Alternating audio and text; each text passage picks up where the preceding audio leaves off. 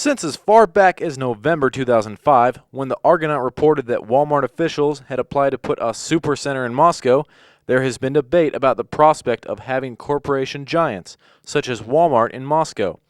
Some city officials, such as City Council Board member Aaron Ament, are concerned about the effects that too many big box stores in Moscow will have. One of the things that we're trying to do here in Moscow is something that I think probably every community in the United States is trying to do right now, and that is to draw in clean, high-tech business. The best way to encourage that kind of business is not with big box stores. Ament and others opposed to big box stores are looking at altering a current big box ordinance that would regulate big box stores in the future. The amendment would place a square footage cap on stores and would enforce a dark store penalty. In the case that a store would go out of business, the dark store penalty would penalize the business for keeping the store empty due to competition. A growing number of the big boxes will come in. When they leave their store, they leave it empty, and they won't let another business in because they're trying to keep the competition out.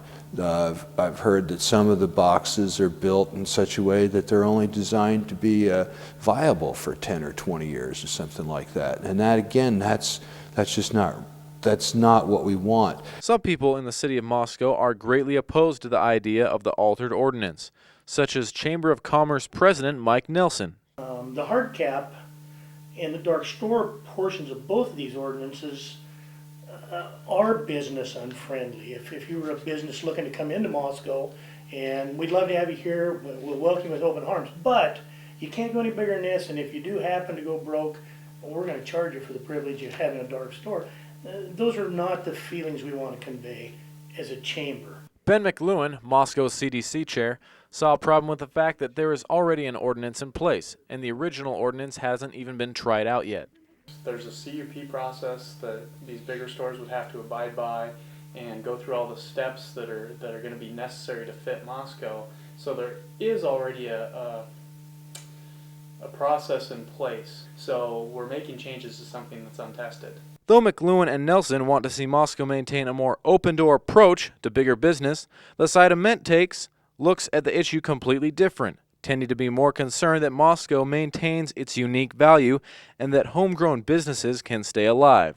You get a postcard of Moscow, you're going to have probably, a couple things on it. You're going to have the admin building at the University of Idaho.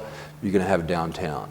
I just don't think that you're going to bring people to the malls, to the big boxes to try and sell them on Moscow. I mean, that's part of the same as everywhere culture that we seem to be building in this country, that every city has the same stores and the same feel. Moscow, I don't think that's good for us. One other concern that Ament had was that almost 30 cents more was lost when a consumer shopped at a big box store as compared to a homegrown store, such as Tri-State. McLuhan countered by saying that the more big box stores in Moscow, the more a consumer will shop in Moscow as compared to Lewiston or Spokane, therefore plugging some of the price leakage. When it comes down to it, Moscow's fate depends on where the people want it to go, in the direction of bigger businesses or keeping Moscow smaller and more unique. Tom Purvis reporting, Mostly Moscow.